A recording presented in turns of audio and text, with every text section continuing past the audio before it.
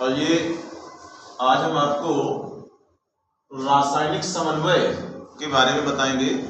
रासायनिक समन्वय क्या होता है कि हमारी बॉडी में शरीर की जितनी भी क्रियाएं होती हैं उनको नियंत्रित करने के लिए, उन पर कंट्रोल करने के लिए हमारे शरीर के अंदर कुछ सिस्टम होते हैं, जिसमें एक तो रासायनिक समन्वय है जिसमें हम केमिकल कोऑर्डिनेशन कहते हैं।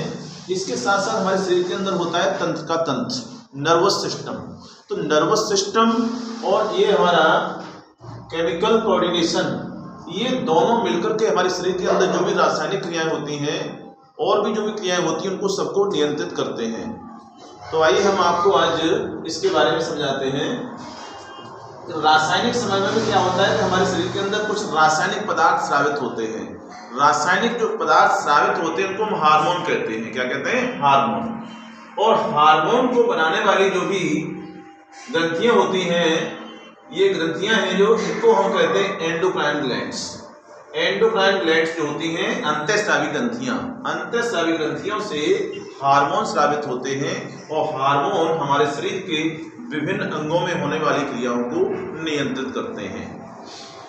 तो ग्रंथियां देखिए, हमारे शरीर के अंदर 3 प्रकार की ग्रंथियां हैं।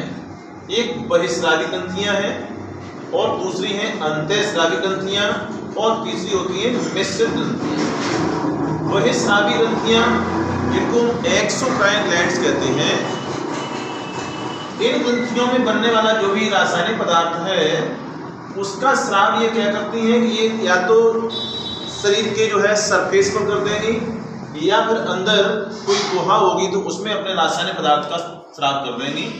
और इनको हम नलिका युक्त ग्रंथियां कहते हैं। इनमें नलिकाएं होती हैं, नलिकाओं के द्वारा ही उनका स्राव किया हुआ जो हार्मोन होता है वो निकलता है।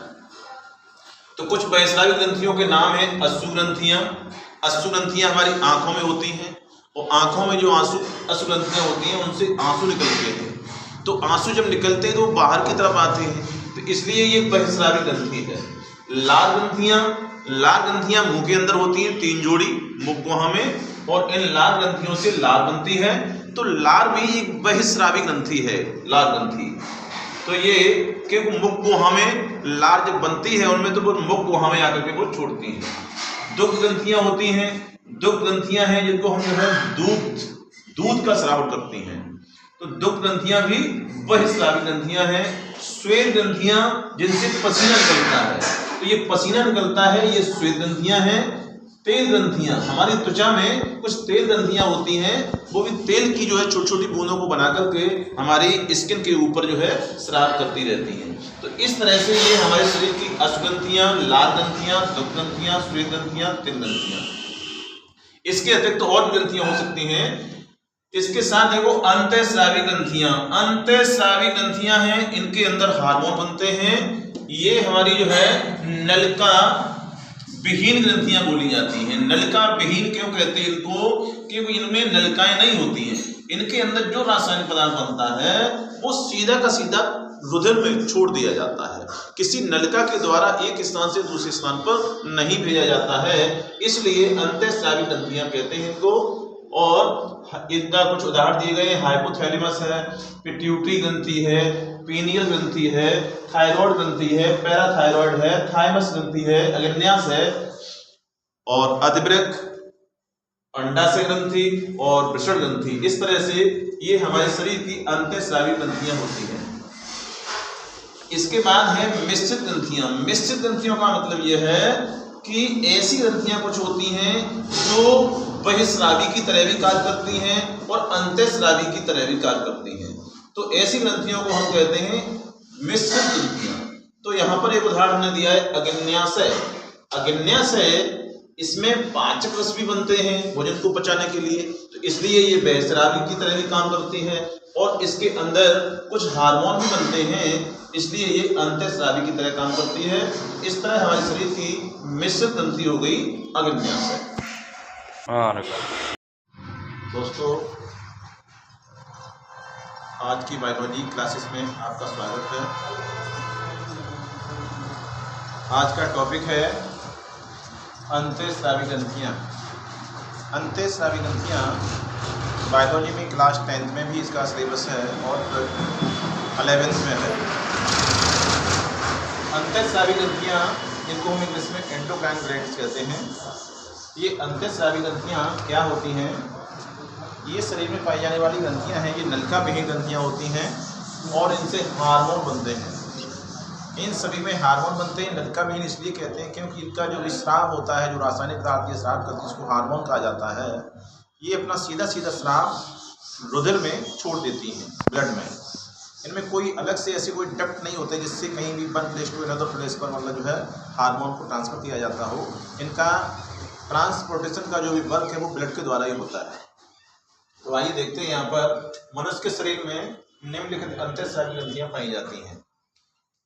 देखिए, यहाँ पर एक हाइपोथैलेमस है ग्रंथि, हाइपोथैलेमस। हाइपोथैलेमस ग्रंथि मस्तिष्क में पाई जाती है। हाइपोथैलेमस ग्रंथि से कुछ हार्मोन स्रावित होते हैं। ये हार्मोन पिट्यूटरी ग्रंथि को अपना हार्मोन स्रावित करने के लिए प्रेरित करती है और इससे बनने वाले हार्मोन पिट्यूटरी ग्रंथि में जब हार्मोन बन रहे हैं तो उनको प्रेरित करना है, और उसके साथ साथ जब किसी हार्मोन को मान लीजिए कि कम करना या बनने से रोकना है तो इसके लिए भी संदेश हाइपोथैलेमस ग्रंथि में बनने वाले हार्मोन से ही दिए जाते हैं। हाइपोथैलेमस से स्रावित होने वाले कुछ हार्मोन हैं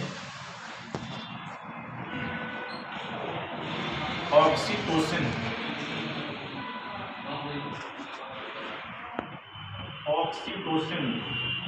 ये ऑक्सीटोसिन हार्मोन का सेक्रेशन जो स्राव होता है ये तो हाइपोथैलेमस से होता है, लेकिन इसको वहां से स्राव होने के बाद पिट्यूटरी ग्रंथि में ये आकर के वहीं पर स्टोर हो जाता है।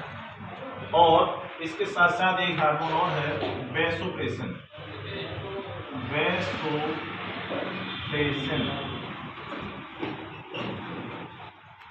और भी हार्मोन स्रावित होते हैं हाइपोथैलेमस से। ऑक्सीटोसिन का काम जब कभी रिप्रोडक्शन में बच्चे का जन्म होता है तो जो गर्भाशय होता है, गर्भाशय में संचरण पैदा करने के लिए ऑक्सीटोसिन हार्मोन प्रयोग करता है। वैसोप्रेसिन हार्मोन है, वैसोप्रेसिन। ये वैसोप्रेसिन हार्मोन से कमी से क्या होता है कि जो किडनी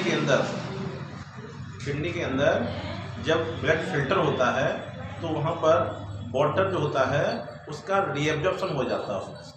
अगर इस हार्मोन की कमी रहेगी तो वाटर का एब्जॉर्प्शन नहीं होगा और मूत्र की मात्रा बढ़ जाएगी, यानी यूरिन जो है अधिक स्रावित बनेगा। इसके साथ साथ यहाँ पर देखिए पिट्यूटरी ग्रंथि है, पिट्यूटरी या पीयूष या मास्टर ग्रंथि। ये पिट्यूटरी को ही हम पीयूष कहते हैं, पीयूष को ही हम मास्टर कहते हैं। ये सभी नाम इसी ग्रंथि के हैं। ये भी मस्तिष्क में पाई जाती है और इसमें लगभग 13 प्रकार के हार्मोन बनते हैं। उसमें से कुछ हार्मोन हैं, जैसे वृद्धि हार्मोन है। वृद्धि हार्मोन, इससे मानव की वृद्धि इसके द्वारा नियंत्रित होती है।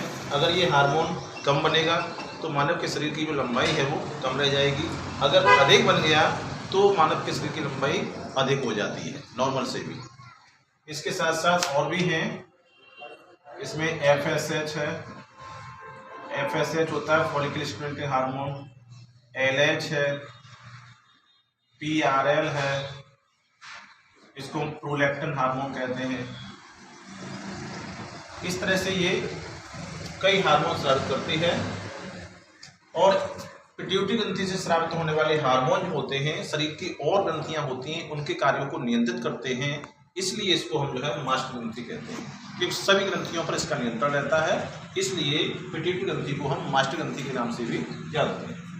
इसके बाद देखिए पीली ग्रंथि है, ये भी मस्तिष्क में पाई जाती है और इससे मेलेटोनिन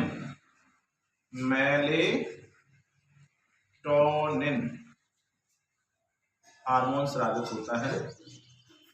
मेलेटोनिन हार्मोन स्रावित होता है। थायराइड ग्रंथि ये गले में पाई जाती है और इससे थायरोक्सिन हार्मोन स्रावित होता है।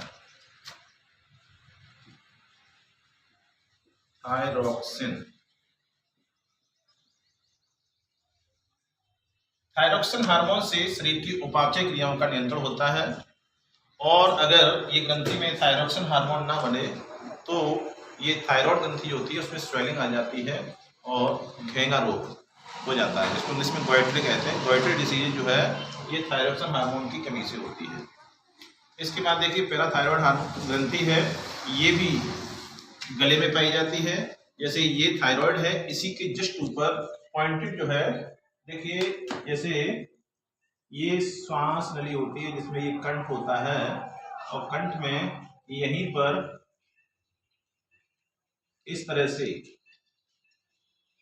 एच आकार की ग्रंथि होती है, और इसकी बैक साइड में 4 पॉइंटेड जो है इस तरह से रखे रहते हैं, ये पैराथायरॉयड है।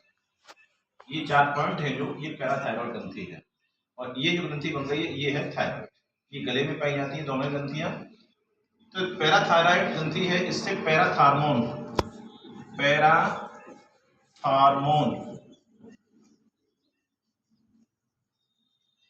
हार्मोन स्रावित होता है। ये हार्मोन क्या करता है कि रुधिर के अंदर कैल्शियम और फास्फोरस की जो मात्रा होती है उसको नियंत्रण में रखता है। थाइमस ग्रंथि है, ये हमारी बच को हमें पाई जाती है। बच को हमें अंदर ये थाइमस ग्रंथि होती है। थाइमस ग्रंथि से थाइमोसिन ये थाइमोसिन हार्मोन है, इससे हमारे शरीर की रोग प्रतिरोधक क्षमता, जो रोगों से लड़ने की क्षमता होती है, उसको ये नियंत्रित करता है। थाइमोसिन हार्मोन वृद्धावस्था में क्या होता है कि वृद्धावस्था जैसी आती है तो उस समय ये थाइमोसिन हार्मोन स्रावित होना बंद हो जाता है या कम हो जाता है। इससे बुढ़ापे में रोगों से लड़ने की क्षमता कम हो जाती है। इसके बाद अग्न्याशय ग्रंथि। अग्न्याशय ग्रंथि को हम मिश्र ग्रंथि भी कहते हैं, क्योंकि ये अंतःस्रावी ग्रंथि भी है और बहिःस्रावी ग्रंथि भी है। इसमें लैंगरहैंस की रीढ़िकाएं पाई जाती हैं। तो इसमें एक तो इंसुलिन हार्मोन, बीटा सेल्स होते हैं, उससे इंसुलिन हार्मोन,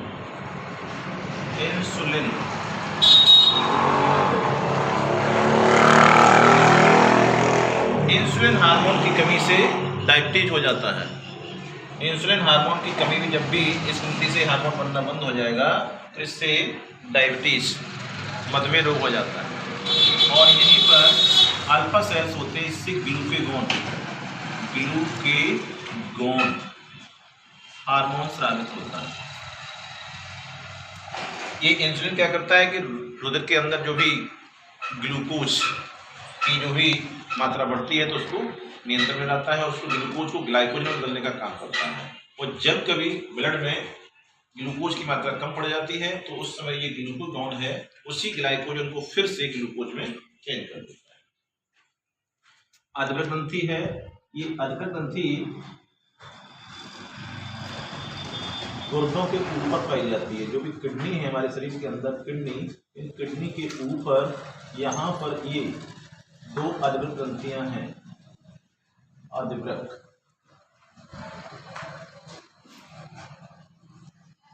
अधकर ग्रंथि में एड्रीनैलिन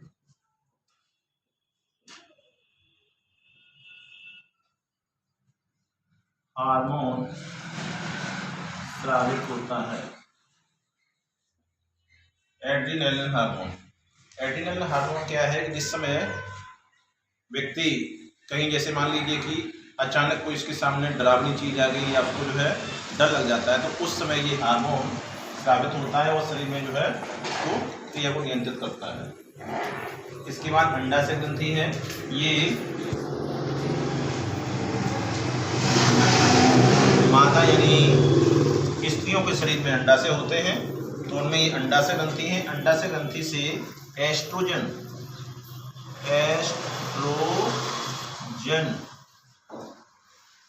और प्रोजेस्टेरोन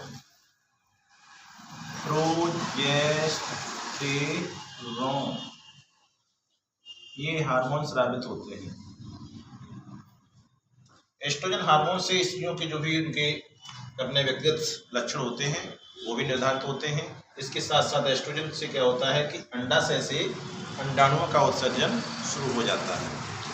प्रोजेस्टेरोन है, ये हार्मोन गर्भाशय के समय गर्भावस्था को ठीक प्रकार से बनाए रखने के लिए सहायक होता है। ये प्रोजेस्टेरोन हार्मोन और एस्ट्रोजन हार्मोन, ये दोनों ही हार्मोन अंडाशय ग्रंथि से स्रावित होते हैं।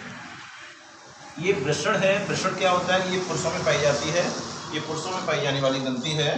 इससे टेस्टोस्टेरोन